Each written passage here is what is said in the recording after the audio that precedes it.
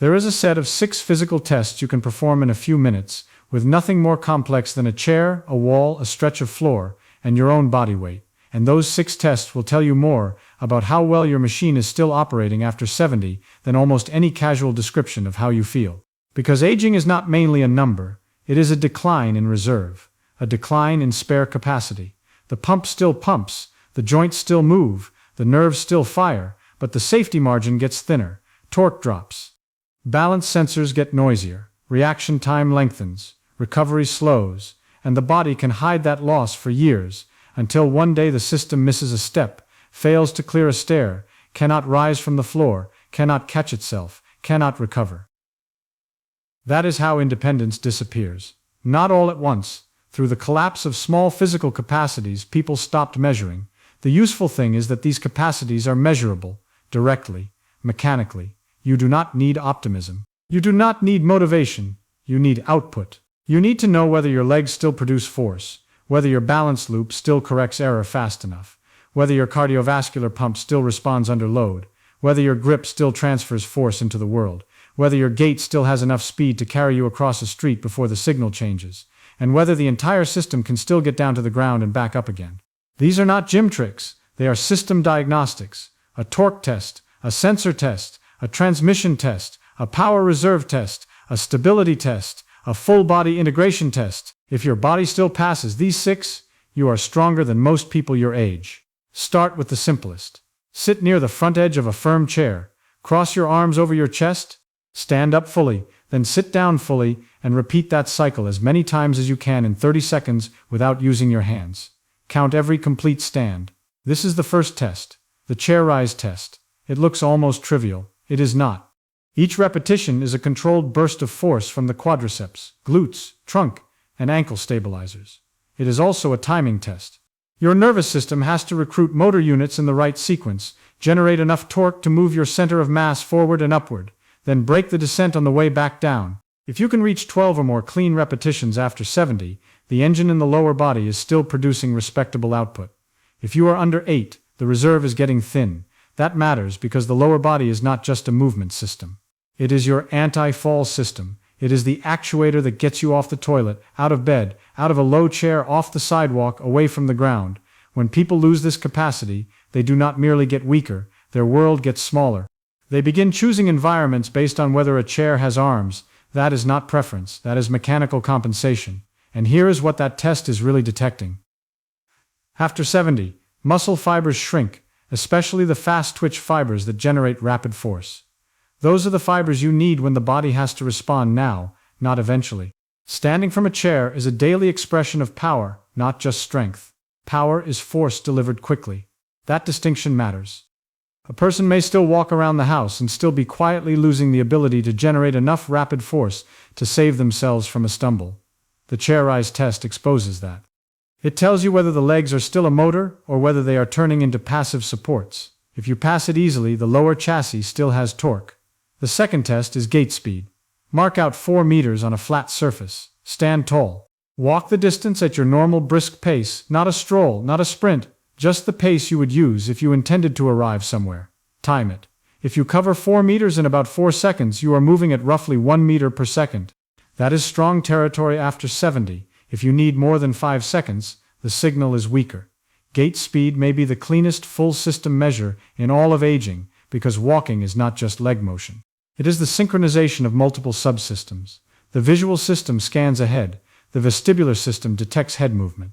The proprioceptive sensors in the feet, ankles, and hips report joint position. The spinal cord runs rhythmic stepping circuits. The heart and lungs deliver oxygen. The brain predicts where your mass is going and where it needs to be half a second from now. Every step is a controlled forward fall with continuous error correction. If that entire network is operating well, you move faster. If any part becomes noisy or underpowered, gait speed drops. This is why slow walking is rarely just slow walking. It is often a sign that the body has begun protecting itself.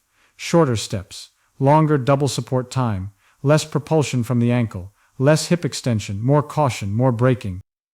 The machine is economizing because it no longer trusts its own output. That is why gait speed predicts so much. It is a summary number, a compression file for the whole organism. People often think strength lives in the arms or chest or in how heavy an object they can lift once. But for daily life after 70, strength reveals itself as usable velocity. Can the body still move itself efficiently through space? If your walking speed is still crisp, the transmission is still clean. The third test is balance. And this is where the conversation stops being about muscles alone and becomes a sensor fusion problem. Stand near a wall or counter for safety. Lift one foot a few inches off the ground and balance on the other leg. Time how long you can hold it without grabbing support. Then repeat on the other side. 10 seconds per side is a meaningful threshold after 70. 20 seconds is excellent. What you are testing here is not one thing but a control loop. The eyes provide horizon data. The vestibular apparatus in the inner ear reports acceleration and head position. The mechanoreceptors in the foot and ankle detect pressure shifts down to fractions of movement. The brainstem and cerebellum integrate those streams and send corrective signals back into the hips, trunk, and standing ankle. It all happens below conscious thought. You are not deciding to make each correction. The system is doing it for you or failing to. When that loop degrades, people describe it casually. I just feel a little unsteady, a little off, a little less confident on stairs. Those are soft words for a hard problem. It means the body's real-time stabilization software is losing precision. And precision matters because the world is full of perturbations. An uneven curb, a dog leash, a wet tile, a pivot in the kitchen, a turn while carrying laundry. Balance is not a yoga accessory. It is impact prevention. If you can still stand on one leg for 10 solid seconds without panic, waving, or hopping, the stabilizers are still doing their job. If you can do 20, you are operating with reserve most people your age no longer have. The fourth test measures grip and load transfer. Take two objects you can weigh or estimate closely, ideally about 5 kilograms or 10 to 12 pounds each, one for each hand. Grocery bags work, water jugs work. Carry them for about 20 to 30 meters, or hold them while standing upright for 30 seconds without setting them down, leaning heavily, or losing posture. This is not a bodybuilder's event. It is a force transmission test. Grip strength has an unusual property. It reflects more than the hand. It correlates with whole body strength, neural drive, and resilience, because gripping is a coordinated output from the forearm flexors, shoulder stabilizers, trunk, and even the lower body. The body organizes itself around the load. If the grip is weak, the entire chain gets noisier. If the chain is strong, the hands become reliable hooks through which the rest of the body can work. Think about daily life. Opening a heavy door, carrying groceries from the car, holding a handrail, managing luggage, lifting a pan, catching yourself on a countertop. Grip is a small system with large consequences. It is the interface between your body and the external world. If that interface weakens, independence becomes friction. Every task starts costing more concentration, more caution, more fatigue. A person who still carries 10 to 12 pounds in each hand under control after 70 is signaling something important. The hands still close with authority, the shoulders still stabilize, the trunk still resists sway. The system still knows how to bear load. The fifth test is a recovery test, because strength is not only about what the body can do once, it is about what the body can do and then recover from. March in place for 2 minutes. Lift the knees to a comfortable moderate height. Keep a steady rhythm. At the end, stop and measure how quickly you regain calm breathing. You should be able to speak a full sentence within roughly 30 to 60 seconds and feel your breathing settling rather than escalating. If you use a pulse monitor, an encouraging pattern is a noticeable drop in heart rate during the first minute of recovery. This test matters because it probes the pump, the pipes, and the control circuitry. During exertion, the body increases cardiac output, redirects blood flow, raises ventilation, and coordinates fuel use. When the exertion stops, the parasympathetic system should begin reasserting control. Heart rate should fall. Breathing should downshift. Blood pressure should stabilize. A body that remains breathless for a long time after modest effort is telling you something. The cardiovascular reserve is smaller. The autonomic control may be less responsive. The tissues may not be extracting and using oxygen efficiently. Recovery is one of the clearest markers of biological age because it reflects the speed at which multiple systems can reestablish order after a disturbance. That is what resilience is, not the absence of disturbance, the speed of recovery from it.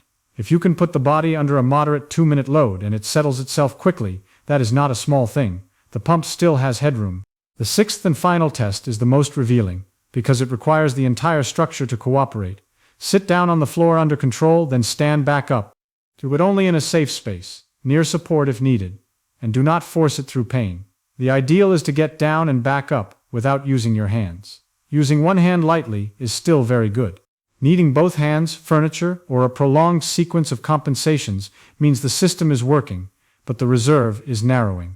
This test exposes everything at once: hip mobility, knee flexion, ankle range, trunk control, unilateral leg strength, coordination, balance, and confidence under low position load.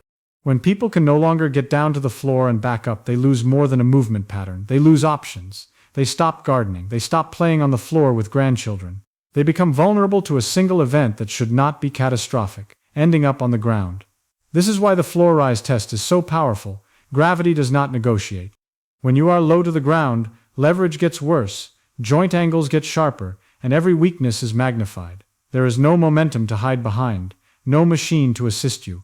You either have the integrated strength and mobility to reorganize your mass upward, or you do not. A person over 70 who can still sit down to the floor and stand back up under control is operating with a level of functional reserve that is increasingly uncommon. It means the hinges still bend, the sensors still orient, the engine still drives, and the chassis still stabilizes. It means the body is not merely surviving daily life, it is still in command of it. Now take these 6 tests together and the pattern becomes clear. The chair rise test checks lower body torque. The gait speed test checks the efficiency of the whole locomotion system. The one-leg balance test checks sensor integration and real-time correction. The carry test checks grip, trunk stiffness, and load handling. The march and recover test checks pump reserve and autonomic recovery. The floor rise test checks integrated mobility and total body coordination. None of them alone tells the whole story. Together they form a compact operating profile of the aging body. 6 signals, 6 windows into reserve capacity. What makes this useful is that the tests are honest. They do not care how old you feel. They do not care how positive you are.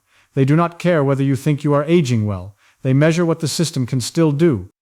And in people over 70, function is the currency that matters. Not aesthetics, not theoretical capacity, usable output, the ability to rise, walk, stabilize, carry, recover, and get off the ground.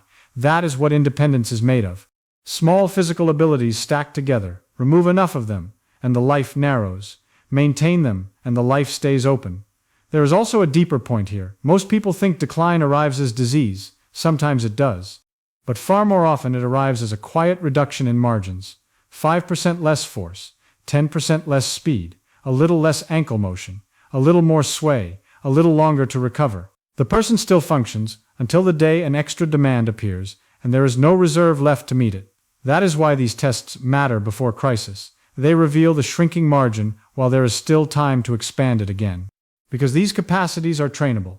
Leg power responds to repeated standing, step-ups, and resistance work. Gait speed responds to strength and purposeful walking. Balance responds to practice. Grip responds to loading. Recovery improves with conditioning. Floor rise ability improves with mobility and repeated exposure to getting up and down. The machine adapts when given a precise demand. If you passed 4 of these 6 comfortably, your body is still performing above a large portion of your age group. If you passed 5, you are operating with real reserve. If you passed all 6 cleanly, you are stronger than most people your age in the only sense that matters: function under real-world conditions. Not fantasy strength, not decorative strength, transferable strength. The kind that keeps you on your feet, keeps you moving, keeps you carrying your own life. And if one or more of these tests exposed weakness, that is not a verdict, it is a measurement. Measurements are useful because they turn vague worry into a target. They tell you what subsystem needs work. More torque, better balance, faster gait, stronger grip, better recovery, more mobility. That is a solvable engineering problem. The body after 70 is not a broken machine. It is a machine with less tolerance and a greater need for maintenance, specificity, and load. Give it those things and it will often give back far more than people expect. That is the part many people miss. The body does not require youth to improve. It requires stimulus. It requires repetition. It requires demands clear enough to force adaptation. Stand up from the chair more times. Walk a little faster. Balance a little longer. Carry something substantial. Recover more efficiently. Get down to the floor and back up again. Those are not random exercises. They are rehearsals for staying autonomous. So the 6 tests are not merely tests. They are a map of the capacities that hold life together after 70. If your body still passes them, you are stronger than most. If it does not, the signal is still valuable, because it tells you exactly where to begin. Strength at this age is not a look. It is not a number on a machine. It is the ability to keep commanding your own mass in a gravitational field. And every one of these 6 tests measures exactly that.